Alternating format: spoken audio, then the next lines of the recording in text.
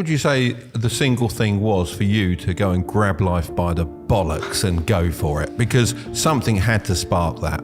I was instilled with a duty for a very long time to honor my ancestors through achievement. And I was told from a very young age that the only thing your ancestors are interested in is achievement. Even to this day, when I do podcasts, people repeatedly talk about my father. If I wasn't successful, he wouldn't be spoken about anymore. He died 9 years ago. And he was a good chess player, but no one's really that interested in chess. The reason he lives on is because I'm so monumentally successful that people are interested in my origin story, and he is mentioned. The reason I will live forever is because my son will be so monumentally successful that they'll talk about how he could have been such a perfect specimen of man, how he was raised, and they will mention me. If you give a shit about your ancestry, and if you give a fuck about your family, and you're not a selfish person, and you want them to exist out in the ether for reality, for the eternity of reality, it is your duty to be successful. So if you love your family, and you love your last name, and you're proud of yourself, then you have a duty to be massively, monumentally successful, to show homage to your ancestors. I find it amazing there are people out here today who are going to sit and say, oh, I'm sad, I'm too depressed, I don't want to work hard. Do you understand that only 200 years ago, there were peasants out working a field, starving, surviving the Black Death, surviving the plague, struggling to exist just to reproduce, so that 200 years later, you can be the end of their bloodline for you to sit on your ass and do fucking nothing. Like, you're a fuck up. You're fucking up your entire bloodline of your entire ancestry. You owe these people things. They went through hell for you to exist. You have a debt, you have a duty to pay. You have to be the best possible version of yourself. And the same to God. God loves people who try. God loves people who work hard. It's amazing if you try your very best all the time, what God will give you. He'll give it to you, anything you want, if you actually try. Not convincing yourself you try, actually try. They're different things. But yeah, I was instilled with this because from a young age, my dad said, you're a Tate. And Tates are the greatest people on the face of the planet.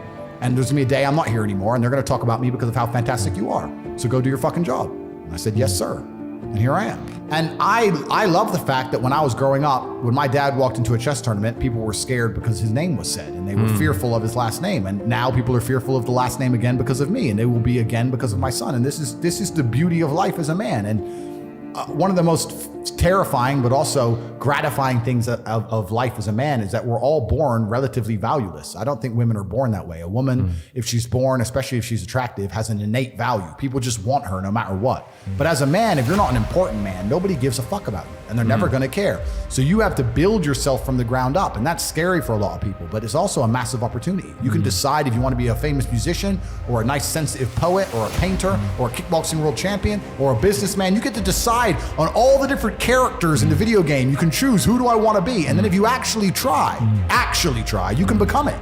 Isn't that amazing? You can wake up and go, you know what? I want to be this kind of guy. I knew who I wanted to be. I wanted to be the dude pulling up in the Lambo, 3 a.m, gets out. Everyone's like, who is this big, strong, rich dude? I wanted to be that man, so I became it. And if you don't want that, if you want to go be a musician and play guitar and get a bunch of chicks and chill in Bali and smoke weed, whatever, go, you can choose your character and build it. I think the biggest problem is people don't want to choose. They don't know what they want to do. And they can't figure out how to do it. And also they think they've got to know everything about what they want to do before they can even start. So like when I went into business, I didn't have a clue what I was doing. And most don't. Most are winging it to a certain degree. Oh, yeah, and completely. you learn as you go. That's how you do it. You don't have to know no one knows everything. So how are you ever going to know enough to start? But the school system teaches you, like, if you get something wrong, there's only one right answer rather than lots of correct answers. Well, the educational system is designed to make people into slaves. It's part of the propaganda. It really grinds my gears.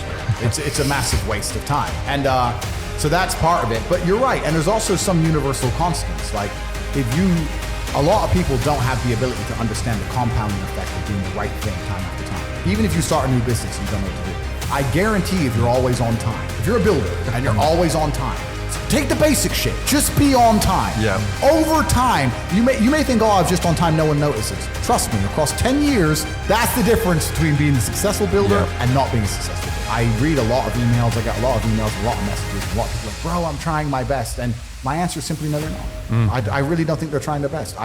Maybe I come across and I seem non-sympathetic, but I'm from a council estate in Luton, I'm now a billionaire. And it's because I actually tried my best. But you know what's funny? What's funny is this. If you were to take somebody who says, I'm doing my best, I'm really trying, and you were to get an exact schedule of their last week and find all the times they've wasted time You'd say, look, you've wasted time. You know what's actually amazing? Most of those people are not even self-reflective enough to go, you're right, I'm not trying to. You know what they'd say? Well, I have to rest sometimes. Well, I have to have a social life. They'd be so arrogant because they're arrogant. I had to do my Facebook. Yeah. No matter, you'd even show them, here's where you fucked up. Well, you know, I have to, you're crazy. And then they go back to being a loser. That's the amazing thing about losers. You can drag them to the water, but they won't drink it. It's just beautiful. They always feel like they're doing everything, rather than like a successful person feels like they're not doing enough. You nailed it. They have no self-accountability, and you're right. A lazy person thinks he's working too hard, and a successful person thinks he isn't working hard enough. And we're doing 20 times the work they are. And we're like, I could have done more, could have done this. I missed that today, can't miss that again. I should have taken that call. I should have flown there. I should have. That's, we have guilt about it. They don't give a solitary fuck. And even if you pointed it out to them, they'd sit there and go, oh yeah, and they'd make some excuse for it. It's the brutal arrogance of people. It's truly brutally arrogant. I encourage absolutely everybody who finishes this podcast to go to your website and learn something. You should go and educate yourselves. These people are sitting here and they're teaching you. You've watched the entire thing. You understand there's knowledge. Are you just going to turn it off and just go back to being a dummy? That's a great call to action, isn't it? But it's true. Yeah. It's true. It's like, if you're not going to take any action at all after 2 hours of being educated, then you're going to just stay a loser. Yeah, 100%. That's the reality.